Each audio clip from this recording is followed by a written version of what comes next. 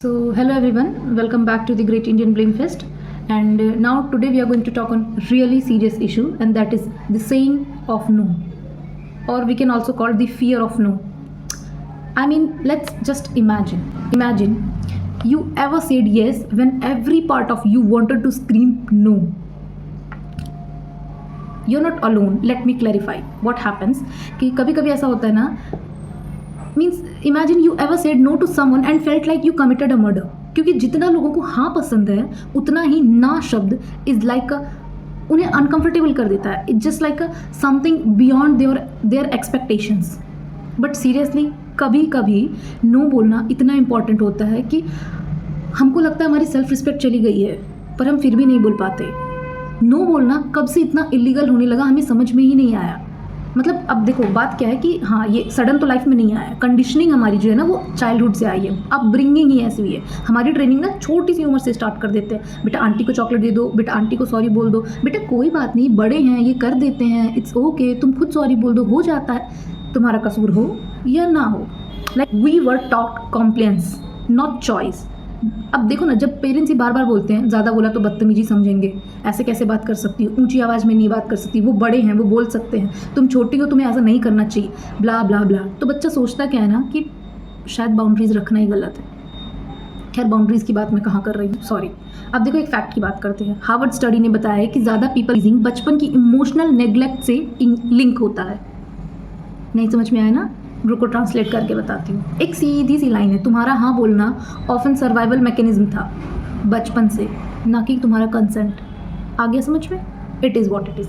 जब भी तुमने नो बोला तो कुछ फील हुआ तुम्हें, कुछ फील हुआ? गिल्ट. जी हाँ, उस गिल्ट कहते हैं. क्योंकि सोसाइटी ने तुम्हें सिखा दिया है कि no is equal to selfish, no is equal to rude, no is equal to you are a really bad person.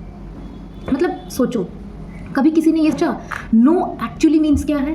Probably it can be a self respect, priorities और sometime boundaries too, because we really need boundaries. पर ना क्या होता है कि हम guilt में दब जाते हैं और फिर आता है एक इमोशनल ब्लैकमेल का वोल्केनो जो आके फट जाता है. उसकी कुछ फेमस लाइन्स हैं, तुम बदल गए हो, तुम में तो एटीट्यूड आ गया है. और एक लाइन है जिसको मैं फेमस तो नहीं बट मैं टॉक्सिक ज़रूर कहना चाहूँगी, and that is I thought you were different. Sorry, let me say it again. I thought you were different. Work places में भी नो बोलना एक टैबू है, जो मुझे पता नहीं था, बहुत टाइम बाद आके पता चला. लाइक मैनेजर कहते हैं can you stay late, you are a girl, you can't, you have lots of things, maybe I am suffering from my periods, I have a problem and all that, but my brain is not prepare, even my brain is not prepare for that, but my lips are like sure sir, I will, it's okay sir. और यहीं से start होता है burnout, frustration और silent resentment. Like when we talk about a fact or we go through the fact, because nowadays it is really important to have some facts, otherwise people are like ये तो हवा में तीर मार रही है. So according to WHO, burnout is now officially recognized as a workplace syndrome, often due to poor boundary management.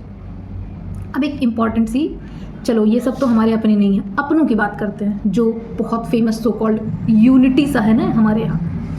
तुम किसी टॉक्सिक दोस्त या पार्टनर को नो बोल कर देखो एक बार, जो ड्रामा स्टार्ट होगा ना, by god you can't even imagine. तुम्हें मेरी फीलिंग्स की परवाह नहीं. अरे भाई, सेल्फ केयर और सेल्फिशनेस में फ़र्क होता है, तभी तो ये दो वर्ड्स बने हैं, वरना सेल्फ केयर और सेल्फिशनेस की जगह कोई एक ही वर्ड होता. ये दो वर्ड बने हैं, that means they both are different. Why don't you understand? अब हेल्दी रिलेशनशिप नो को समझते हैं, मतलब मैं बिल्कुल ऐसा नहीं कह रही हूँ कि सब ऐसे हैं, बट हाँ जो हेल्दी रिलेशनशिप्स होते हैं वो समझते हैं नो को. बट एक बार टॉक्सिक वंस को नो का चैलेंज करके देखो, एक बार करके देखो, मजाक में ही, बाद में तुम सॉरी कह देना I was just kidding blah blah blah, but वो किडिंग भी भारी पड़ जाएगा. और जब तुम दूसरों के कंफर्ट के लिए अपना इमोशन सप्रेस करते हो तो तुम्हें पता नहीं, बट तुम स्लोली बाय स्लोली डिसअपियर होने लगते हो, अपनी पहचान ही ख़त्म करते जा रहे हो. तुम्हारा दिल चिल्लाना चाहता है no, but you smile and say okay. तुम्हें लगता है रिजेक्शंस का मतलब है कि तुम अच्छे इंसान नहीं हो, तुम्हारे अंदर ये प्रॉब्लम है, तुम वो. कुछ चीज़ें तुम में इनबिल्ट हैं, inbuilt in the sense upbringing में ही दी गई हैं. जहाँ तुम्हें नो बोलना चाहिए वहाँ तुम्हें नो बोलना आता ही नहीं है. Why can't we normalize saying no? We can, but that doesn't mean always saying no when it's necessary to say no. Because fake hope देने से तो बेटर ही है नो बोल देना. And the truth is no is not a rejection of others. I think it's acceptance of yourself. For me it is. तो बस इतना ही है कि हर नो तुम्हारी स्टोरी का एक बोल्ड चैप्टर होता है. तुम्हारा टाइम, तुम्हारी एनर्जी और पीस. कोई डोनेशन बॉक्स तो है नहीं. नेक्स्ट टाइम जब तुम नो बोलो तो उसमें शेम नहीं, पावर फील करो. क्योंकि अगर तुम हर किसी को खुश रखने चले तो फिर हो गया तुम्हारा कल्याण. और तुम खुद के लिए ना एक दिन स्ट्रेंजर बन के रह जाओगे कि ये मुझे पसंद नहीं है पर मैंने किया क्यों. ये तो मैंने कभी सोचा नहीं था पर हो गया. कैसे? क्यों? क्योंकि मैं नो नहीं बोल पाया. वो गिल्ट आ जाएगा और लाइफ टाइम में किसी और को गिल्ट में रखने से बेटर है कि तुम ना बोल दो. क्योंकि खुद को नो बोलना, खुद से नो बोलना is kind of a really tough thing.